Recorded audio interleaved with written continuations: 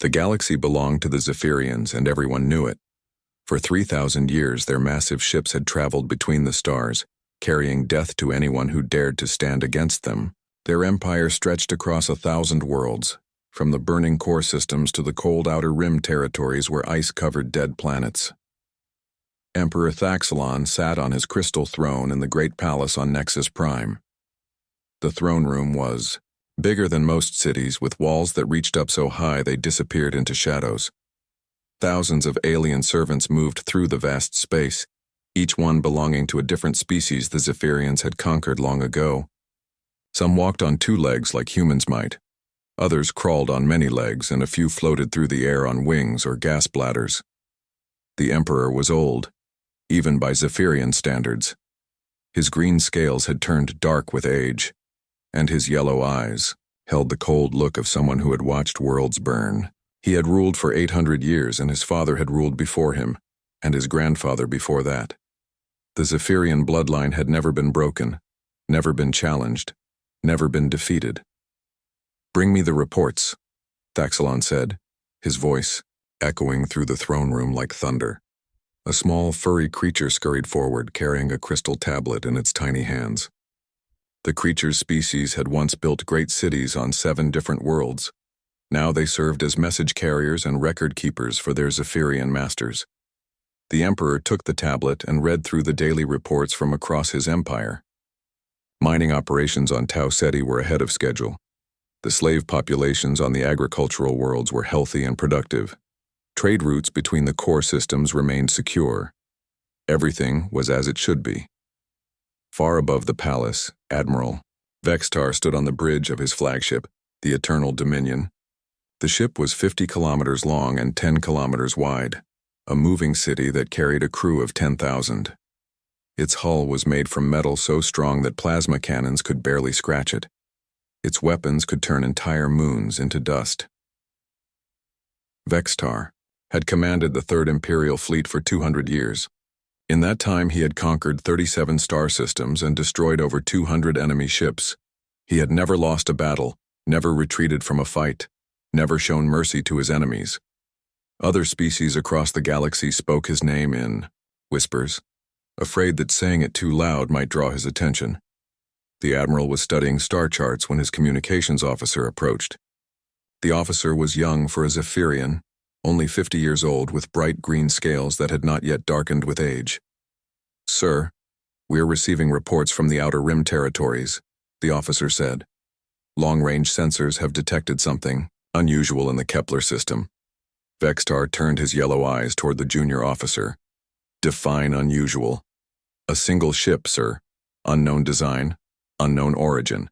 It appeared at the edge of the system 3 hours ago and is moving toward Kepler 442b at high speed." The Admiral's scales darkened slightly, a sign of interest. It had been decades since anyone had dared to enter Imperial space without permission. Most species learned quickly that such actions led to complete destruction. "Show me," Vextar commanded. The main display screen flickered to life, showing a 3-dimensional map of the Kepler system. Kepler 442b was a small, rocky world that the Empire used as a mining colony. Thousands of alien slaves worked in the deep mines there, digging out rare metals that powered Zephyrian technology. The planet was heavily defended with orbital weapons, platforms, and a garrison of 50,000 soldiers. A small red dot moved across the display, heading straight for the mining world. The ship it represented was tiny compared to Imperial vessels, barely 2 kilometers long. Its design was completely unknown, with strange angles and surfaces that didn't match anything in the Zephyrian database. "Have they responded to our warning signals?" Vextar asked. "Yes, sir. They transmitted a response in an unknown language using primitive radio frequencies. Our computers are still trying to translate it." The Admiral studied the display for a long moment. In his 2 centuries of service, he had seen many different types of ships. Some were built for speed, others for heavy combat, and a few were designed to carry large numbers of troops. But this vessel was different. It looked like it had been built for war, but not the kind of war the Zephyrians were used to fighting. Most species in the galaxy built their ships to be as large and intimidating as possible. Size meant power, and power meant respect.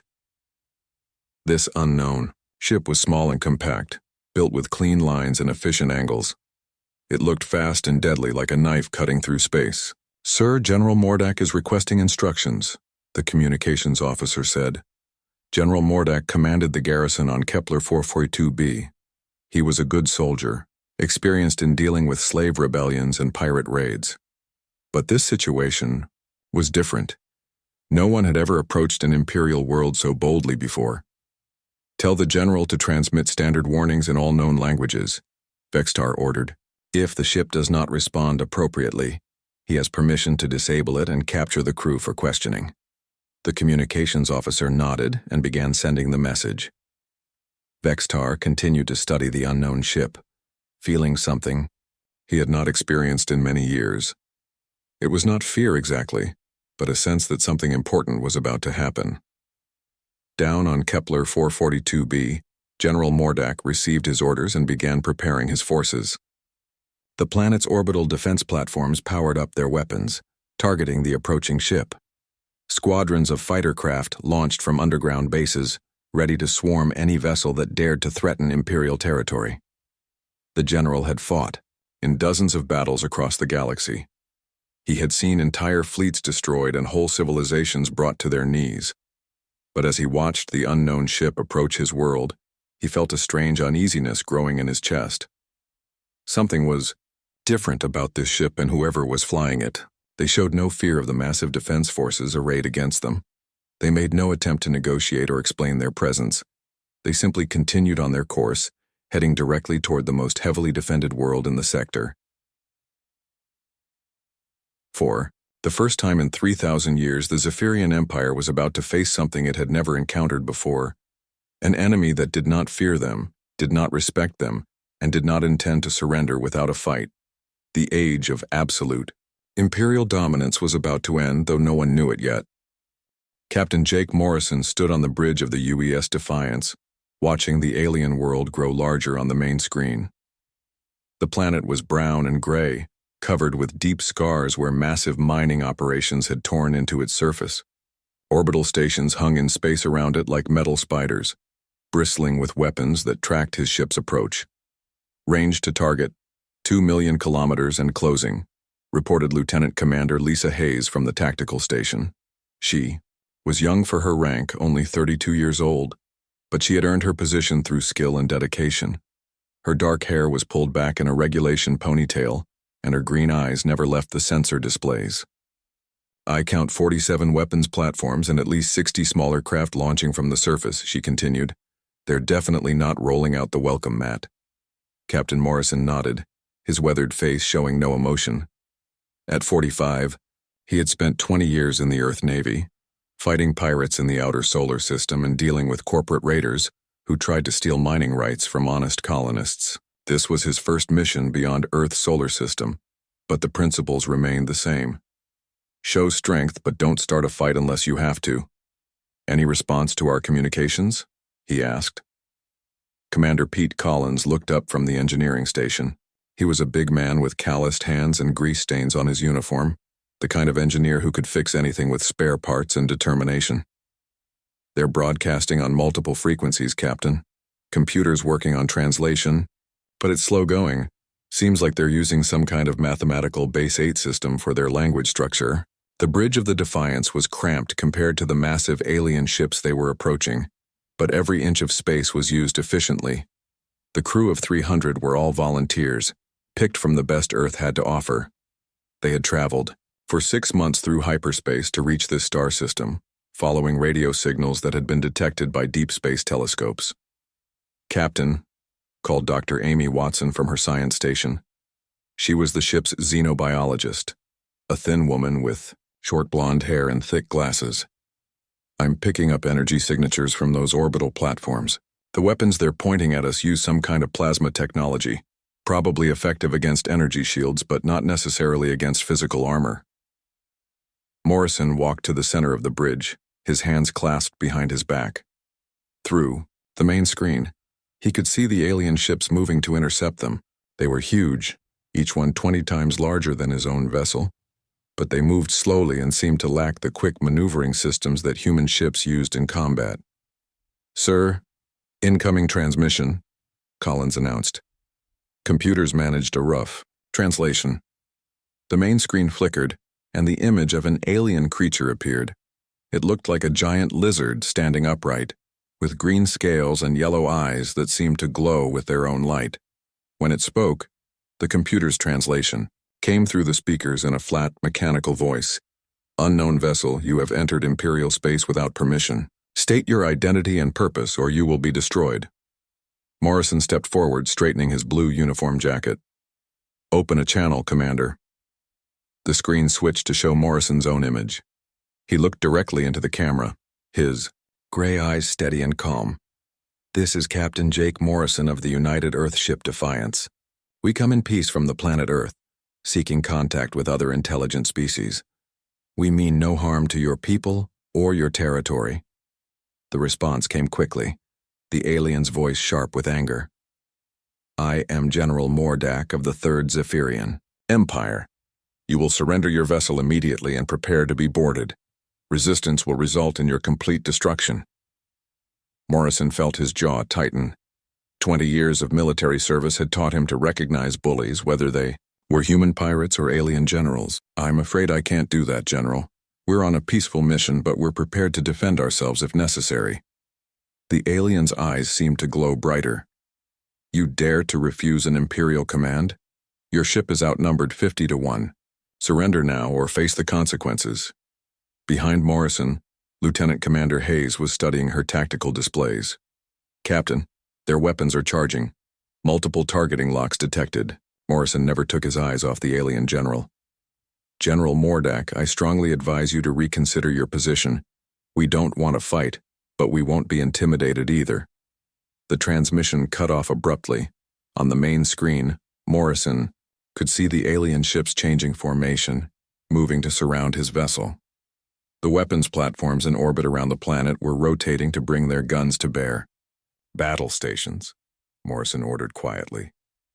The bridge lighting changed to red as alarm sirens began to sound throughout the ship. In seconds, the entire crew was at their combat positions.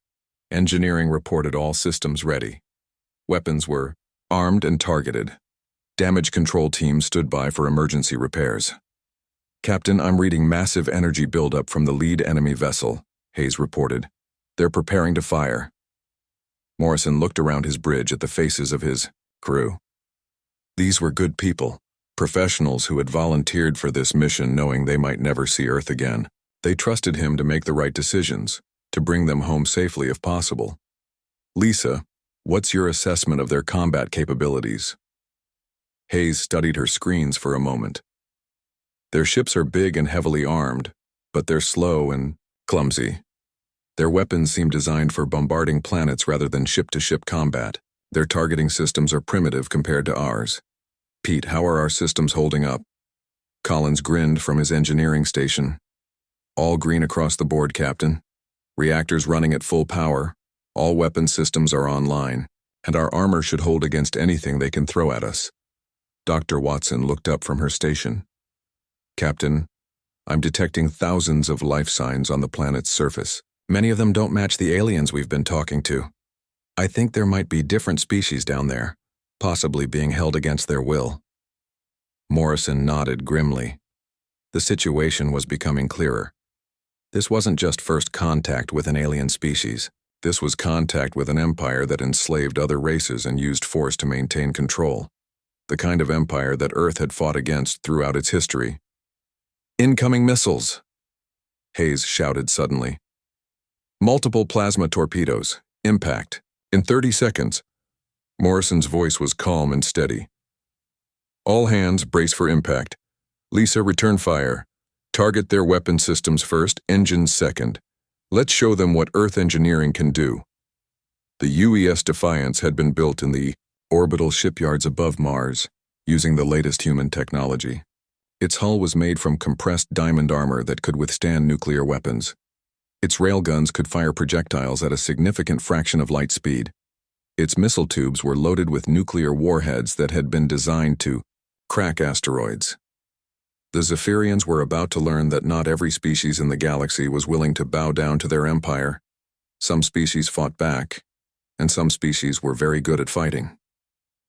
The first shots of a war that would reshape the galaxy were about to be fired, and Captain Jake Morrison intended to make sure his people fired them first. The first plasma torpedoes from the Zephyrian fleet struck the UES Defiance with the force of small suns. The bridge shook violently as the ship's armor absorbed the impact, but the hull held firm. Captain Morrison gripped his command chair as sparks flew from damaged control panels around him. "Damage report," he shouted over the noise of stressed metal and emergency alarms.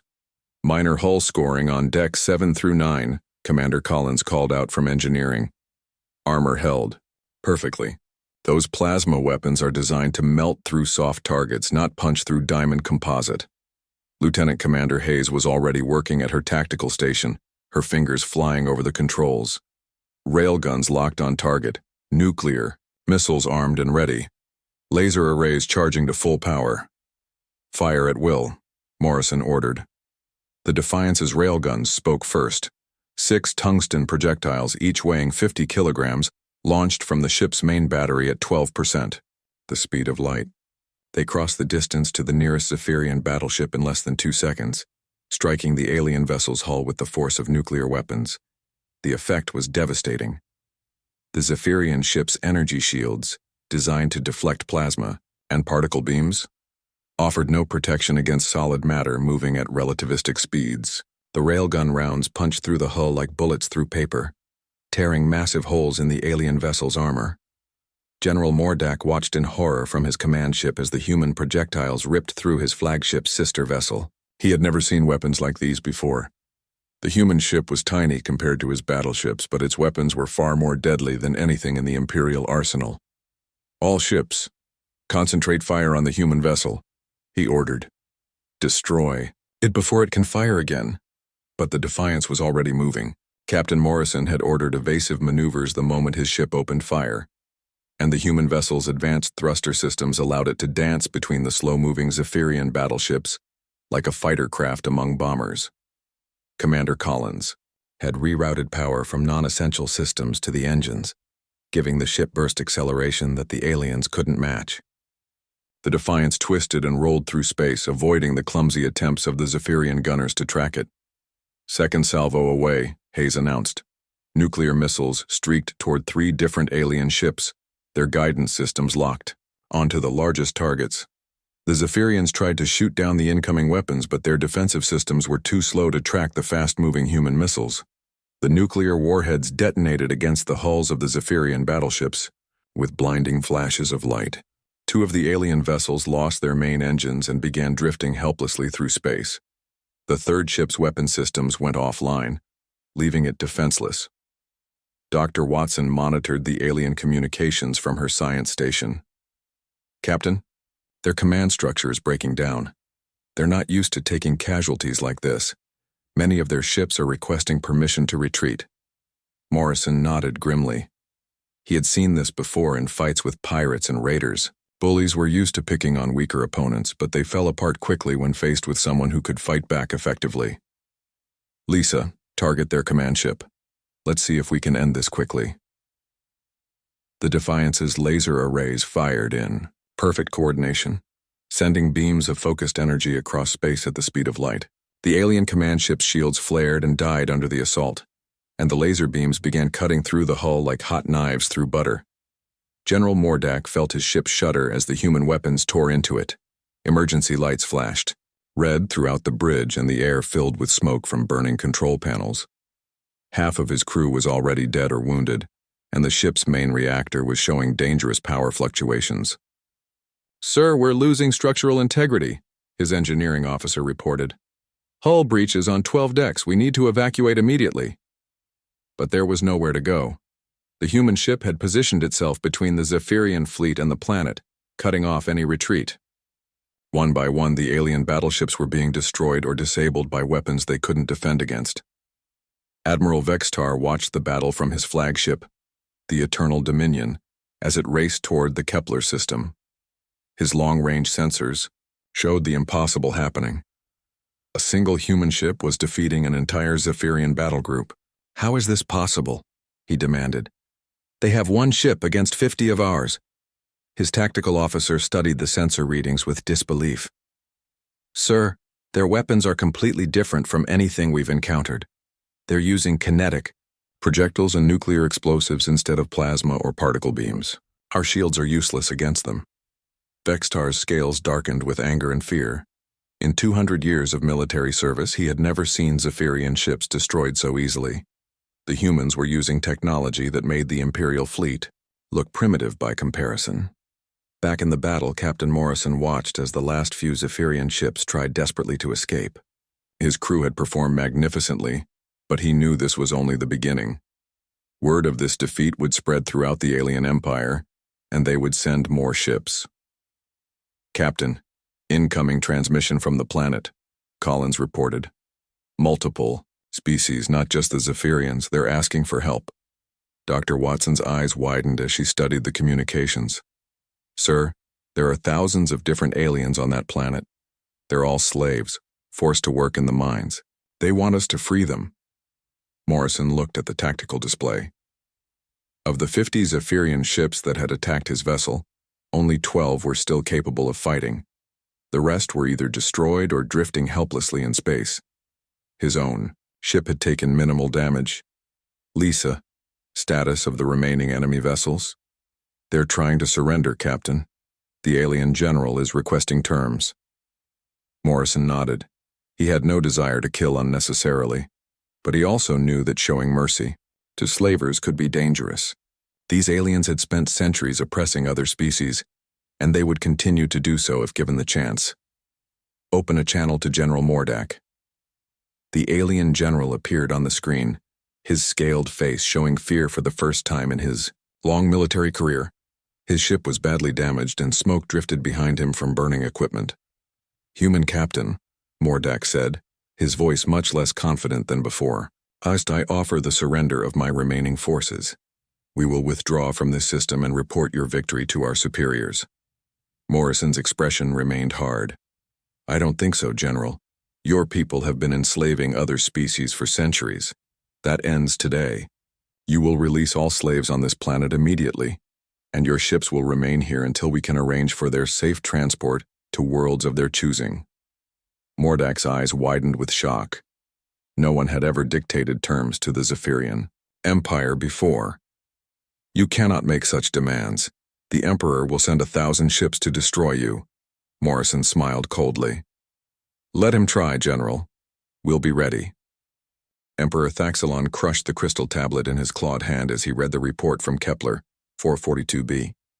The pieces fell to the floor of his throne room like drops of blood, their fragments catching the light from the massive windows that looked out over his capital city.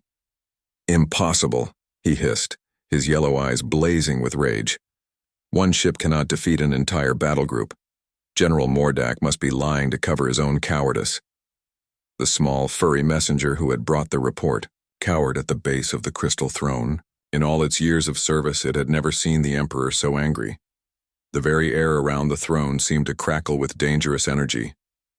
"Bring me Admiral Vextar immediately," Thaxilon commanded, "and summon Admiral Kethron from the First Fleet.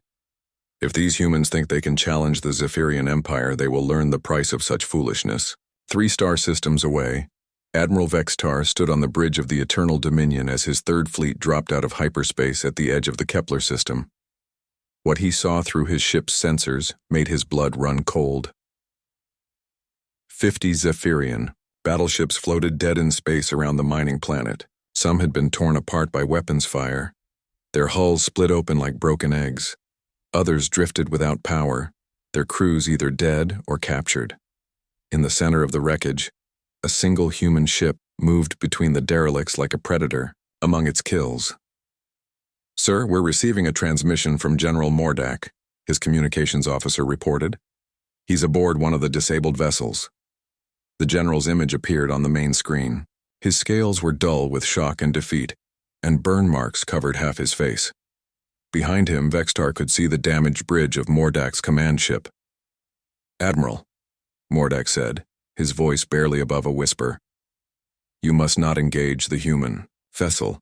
Their weapons are beyond anything we've ever seen. They destroyed my entire fleet in less than an hour. Vextar's own scales darkened with disbelief. You had 50 ships, General. How could one small vessel possibly? They use solid projectiles that move at incredible speeds, Mordak interrupted. Our shields are useless against them. Their nuclear weapons are more powerful than our heaviest plasma cannons, and their ship is faster than anything in our fleet. The Admiral studied the tactical display, trying to make sense of what he was seeing. The human ship was indeed small, barely a tenth the size of his own flagship. But the evidence of its deadly capabilities floated all around it in the form of destroyed Zephyrian vessels. On the planet below, Captain Morrison walked through the main mining complex with Dr. Watson and a team of Marine guards. The underground tunnels stretched for kilometers in every direction, carved out by generations of slave labor. The conditions were horrible beyond description. How many different species are down here? Morrison asked as they passed a group of insect-like creatures hauling carts of ore. Dr. Watson consulted her scanner. At least 40 different intelligent species, Captain. Some of them have been enslaved for over 1,000 years. Their original homeworlds were conquered so long ago that many don't even remember where they came from. One of the alien workers approached them cautiously. It was tall and thin, with blue skin and large, dark eyes. When it spoke, the universal translator that Dr. Watson had cobbled together from captured Zephyrian equipment provided a rough translation. Are you the ones who defeated the overlords? The creature asked in a voice filled with hope. We felt the ground shake when their ships were destroyed. We heard the explosions in the sky. Morrison nodded. We're here to help. What's your name? I am called Worker 774 by the overlords, the creature replied. But my real name is Zenth. I was taken from my homeworld when I was young. I have worked in these mines for 60 years. Dr. Watson's expression filled with sadness and anger as she listened to Zenth's story. Around them, thousands of other slaves continued their endless labor, too afraid to stop working even though their Zephyrian guards had fled. Captain, she said quietly, we can't just leave these people here, but we also can't transport 40,000 slaves on our ship. Morrison knew she was right. The Defiance had been built for exploration and combat, not as a passenger vessel, but he also knew that they couldn't abandon these beings to slavery when the next Zephyrian fleet arrived. We'll figure something out, he promised. But first we need to deal with the immediate threat. Above them in space, Admiral Vextar was making his own difficult decisions. His fleet of 12 battleships was larger and more experienced than the force that had already been defeated, but the evidence of human superiority was overwhelming. Sir, the human vessel is moving toward us, his tactical officer reported. They're transmitting on multiple frequencies. The main screen flickered, and Captain Morrison's image appeared. The human looked calm and confident, showing no fear of the massive Zephyrian fleet arrayed against him. Admiral Vextar, I presume, Morrison said. I'm Captain Jake Morrison of the United Earthship Defiance. I'm going to give you the same choice I gave General Mordak. You can surrender your ships and help us free the slaves on this planet, or you can join the wreckage floating around us. Vextar's pride as a Zephyrian admiral warred with his tactical sense. Everything he had been taught told him that no single ship could defeat his entire fleet, but the evidence of his own sensors suggested otherwise. Human captain, he replied, trying to keep his voice steady. You are outnumbered 12-1. Even if your weapons are superior, you cannot possibly— Admiral, Morrison interrupted. I don't have time for speeches. I have 40,000 slaves to evacuate and a limited window to do it in. Either help me or get out of my way. You have 60 seconds to decide. Back on Nexus Prime, Emperor Thaxilon was receiving reports from across his empire. The news of the defeat at Kepler 442b had spread like wildfire through the galactic communications network. On dozens of worlds, slave populations were beginning to whisper about the humans who had challenged the mighty Zephyrian Empire and won. Sire, his chief advisor said carefully, perhaps we should consider negotiating with these humans. They clearly possess advanced technology that could benefit the Empire. Thaxilon turned his burning gaze on the advisor. Negotiate? The Zephyrian Empire does not negotiate with primitives from the Outer Rim. We conquer them, or we destroy them. There is no third option. He activated his personal communicator and sent a priority message to Admiral Kethran, commander of the First Imperial Armada. The message was simple and direct. Proceed to Kepler system. Destroy all human forces. Show no mercy. The First Armada was the most powerful military force in known space. 300 battleships, each one a masterpiece of Zephyrian engineering. They had conquered entire civilizations and put down rebellions across 1,000 worlds. If anything could stop the humans, it would be Admiral Kethran's fleet. But as the Armada prepared to jump to hyperspace, none of them realized that they were about to face an enemy unlike any they had encountered before. The humans didn't fight like other species in the galaxy. They didn't seek to intimidate or overwhelm their opponents with size and numbers. Instead, they used speed, technology, and tactics that the Zephyrians had never learned to counter. The greatest battle in galactic history was about to begin, and the outcome would determine whether the age of Zephyrian dominance would continue, or whether a new era of freedom would dawn among the stars. The First Imperial Armada dropped out of hyperspace like a swarm of metal giants. 300 Zephyrian battleships appeared in perfect formation, their massive hulls blocking out the stars. Each ship was 50 kilometers long and carried enough firepower to destroy entire planets. Together, they represented the full might of an empire that had ruled the galaxy for 3,000 years. Admiral Kethran stood on the bridge of his flagship, the Imperial Wrath, watching the tactical displays with satisfaction. He was the oldest and most experienced commander in the Zephyrian fleet, having served for over 400 years. His scales were almost black with age, and his yellow eyes held the cold wisdom of countless victories. "Sir, sensors detect the human vessel near the mining planet," his tactical officer reported. "It appears to be alone." Kethran studied the display with interest. The human ship was indeed small, barely visible among the wreckage of the previous Zephyrian fleet. But Admiral Vextar's 12 battleships were nowhere to be seen. Either they had been destroyed, or they had fled in shame. "Open a channel to the human vessel," Kethran ordered. "Let us see what these primitives have to say for themselves." Captain Morrison appeared on the main screen of the Imperial Wrath. He looked tired but determined, standing on the bridge of his small ship with his crew around him. Behind him, the Defiance's battle damage was visible in the form of scorched bulkheads and sparking control panels. "Admiral Kethran," Morrison said, somehow knowing the alien commander's name. "I've been expecting you." The Zephyrian admiral was surprised by the human's calm tone. Most species begged for mercy when faced with the full power of the Imperial Armada. This human seemed almost bored. "Human captain," Kethran replied, "you have attacked Imperial forces and interfered with Imperial property. The penalty for such crimes is complete annihilation. Surrender now and your death will be quick." Morrison smiled grimly. "I'm afraid I can't do that, Admiral. You see, I've been busy while waiting for you to arrive. Would you like to know what I've been doing?"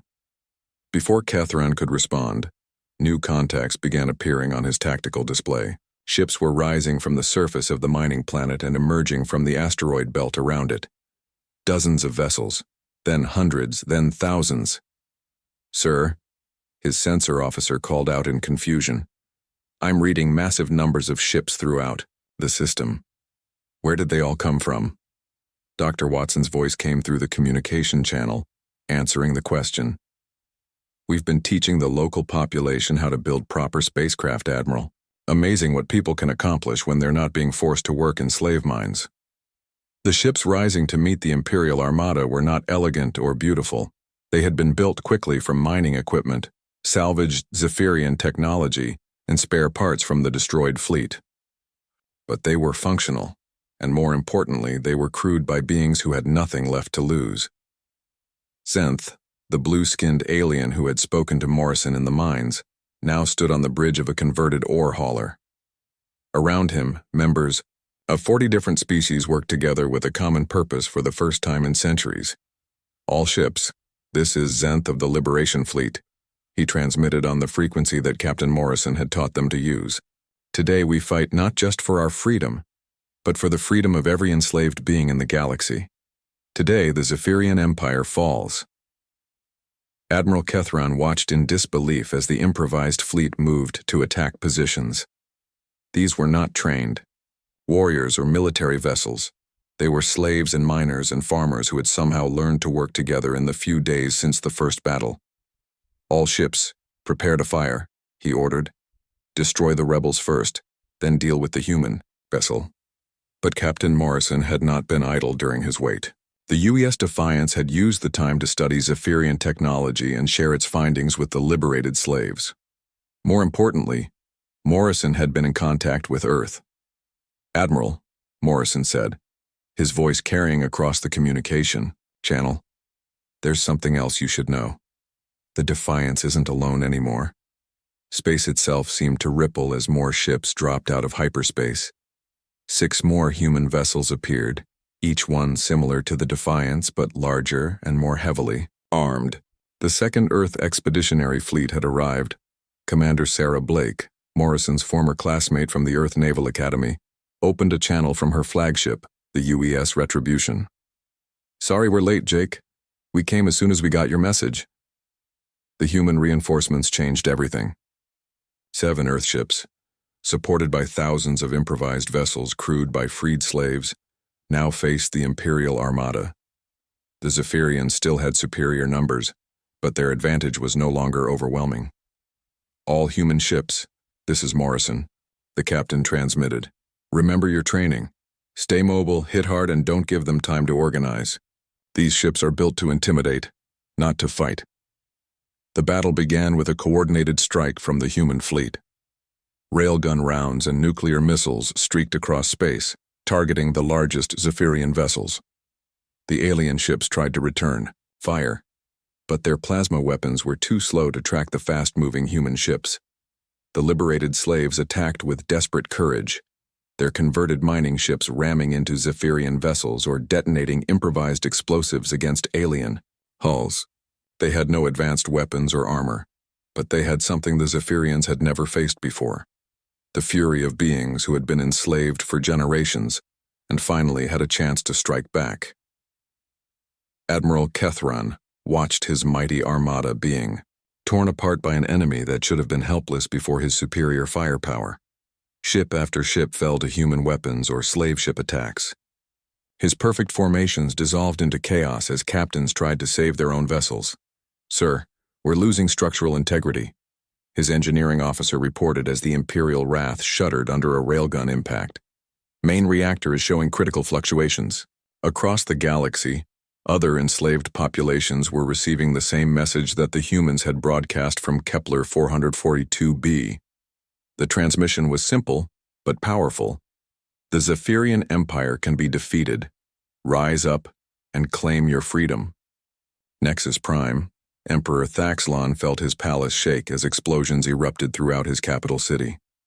His own slaves, inspired by news of the Liberation Fleet's victory, had finally found the courage to rebel. The crystal throne that had supported his family's rule for 3 millennia cracked and fell as the palace burned around him. Admiral Kethron's final transmission came from an escape pod as his flagship exploded behind him. "Human captain," he said, his voice filled with something that might have been respect. "You have destroyed an empire that ruled for 3,000 years. What do you intend to do now?" Morrison looked around his bridge at the faces of his crew. They had started this mission as explorers seeking contact with alien life. They were ending it as liberators who had helped overthrow the greatest tyranny in galactic history. "We're going home, Admiral," Morrison replied. "But we're leaving behind something your empire never understood. We're leaving behind the idea that intelligent beings should be free to choose their own destiny.